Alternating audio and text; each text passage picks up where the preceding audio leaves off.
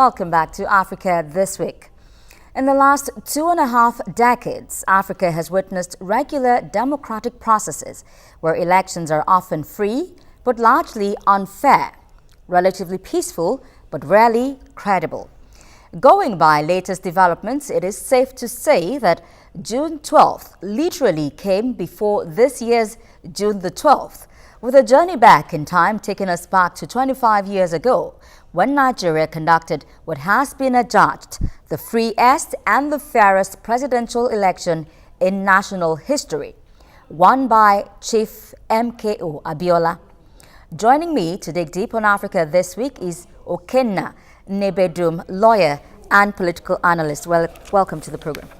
Thank you for having me. Very quickly now, your reaction to this declaration by the president of June 12th. Congratulations to the Abiola family. And then They deserve congratulations to Western Nigeria. Yeah. Congratulations to the bastions of democracy, and call them the June 12 activists. Congratulations to late Gani Fahimi. Congratulations to Alhaji MKO. And then congratulations to Nigerians too for keeping faith with their mandate. Indeed. Adjudged to have been probably a stolen mandate, and that eventually for which MKO paid the supreme price. And then congratulations to also the presidency for considering it worthy at this point in time to remedy some of those bad spots, black spots in our history. June 12, no matter how we would want to say it presently, 25 years ago, it wasn't this easy. But some of the politicians today are cresting on the waves of the blood and sacrifices of past heroes. Indeed. And then with that announcement, the president has made good the pledge, and the national anthem will sing that the labors of our heroes past shall not be in vain. Never be in vain. Well, let's now look at the significance of declaring June 12th Democracy Day and its influence on democratic processes in the country. Sure. Some people have gone on the social media in an attempt to become emergency lawyers or emergency judges, passing one or two comments for or against that declaration. We know also that it is sacrosanct, the date of the handover of the president, and then it is not mentioned.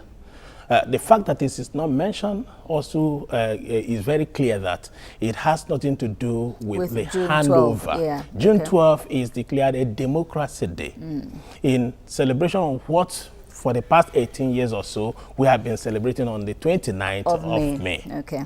So with that declaration, in celebration of what for the past 18 years or so we have been celebrating on the 29th of May. Okay.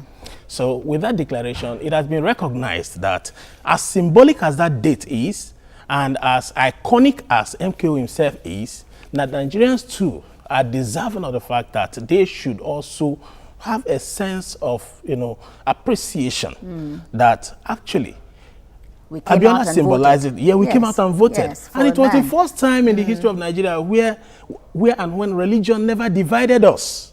Nothing divided us. I was just about out of school then, and then I was just a fresher in University of Nigeria, Nsukka. And I remember how the struggle truncated our academic activities. We were asked to vacate the campus and then go and sit down. You see, some of those things, some people today who are less than 25 years old wouldn't understand, but it is homecoming.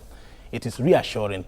It is a good master stroke by the president to invoke the laws to get it done. So much as I also would want to believe with those who are saying that it is a political point. Yes, he had the opportunity and he scored. What are your reactions to speculations as a striker on the field of play? A deliberate attempt to swing the elections come next year. No, anybody who has the opportunity can as well do whatever he wants to do. He has the powers to do. Okay. So there's no law he has violated by so declaring. And then the fact that it affected the Southwest is not, you see, he just had the opportunity and he used it. There's nothing inimical about it. If anyone was on the throne, he could have done so. After all, we have had presidents from the South who never did so. We also had a kinsman of MKO himself who never did so, who spent 8 years in Aso Rock after. MKO? A kinsman of the of MKO, NKO, okay, yes. who held position as the president of Nigeria for 8 years under the PDP, and he never deemed it fit to invoke that provisions of the law to declare June 12 a democracy day, nor to recognize Abiola with the honors that he has been awarded. All right, but President Buhari took advantage of that opportunity. He did. He used it very well. He used it to his advantage. Okay, now there are knocks, and kudos on both sides. But people have argued that you don't confer the GCFR to a dead man. What are your reactions to that? Posthumous awards, or the award according to the National Honors Act. Yeah. That particular act never mentioned whether it is to be conferred on a dead or a living person. I challenge all my colleagues, far and near, to bombard the airwaves and then present an alternative view. The law never says that it must be on a living person. And I can also say it is not also for military personnel. The president has enormous powers to so do. Neither does he even have to consult with anyone. The mere fact that you have honors award committee is administrative. It is not statutory for ease of administration when it is to be conferred probably on a number of persons. But this one, he has singled out few persons. I think it is within his powers to at least have his table less congested, thinking about MKO and Kingibe and getting Fahimi, than when the award is organized for more than 30 persons. Yeah. In that instance, you can see, his table is congested. Let a committee head it. And that was where the former CJN was coming from, because he headed the committee sometime in 2015 or 16. Yeah. But I respectfully disagree. The Honors Award and the Honors Act never specify whether it is to be conferred on a dead or a living person. Okay, the National Assembly also went further and then made a resolution that INEC should release the June 12, 1993 election and declare MKO a past president. What do you make of that? Declaring MKO the president. A past president. A past president. Or and be awarded all the beneficiaries of the office. It is much more than that declaration. You see, the person of the president becoming a president is much more than winning an election or even being declared by the conducting arm of government or even given certificate of returns. Yeah. It is much more on taking of oath of office. Abiola never took oath. He never had the opportunity to take an oath. So the National Assembly may be riding a part that may be more controversial, and the unfolding events. They have gone on recess. There will be no opportunity to have any other discussion on it except the comeback emergency. But presently, let them not heat up the polity by that demand, because it is going to be preposterous. You see, when in the act or in the action of the president, he has so much done what he has done, it is very clear. The Honors Award of recognition and then the declaration of that holiday, it has nothing to do with the election for now, because even though the election was adjudged to have been inchoate or concluded but not conclusively announced, he was not announced. And then, hence he was not announced, he cannot be given a certificate of return. And he is nowhere now to be sworn in. So the National Assembly should just hold that. So he cannot be referred to as a past president or one of the presidents of the country? Nature abhors vacuum. Even when he was supposed to be announced, there was a sitting government headed by Shonekan. Yes. Shonekan today sits in, he still sits in the committee of past presidents. Indeed. Even though there is a court order that nullified that said that his regime was, but nature abhors vacuum. Okay. Nobody could have, if you say if you say he shouldn't be so recognized, what about actions done within that time in office? There are retinue of Supreme Court authorities on that.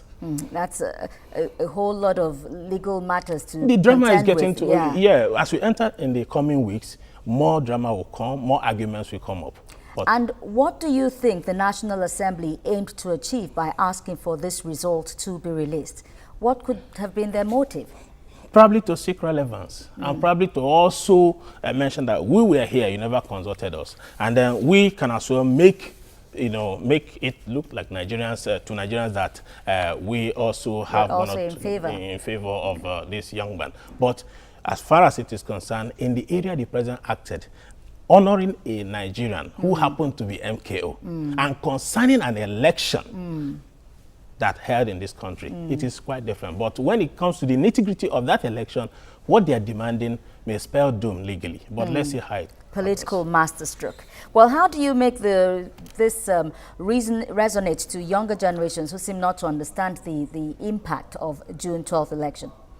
Well, I very much recommend that they should go read the history books and understand what history has been stopped in our curriculum. It is not good. Then let's go back to it. If you don't know where you're coming from, you can't get to where you're going. You may not even know where you're going in the first place.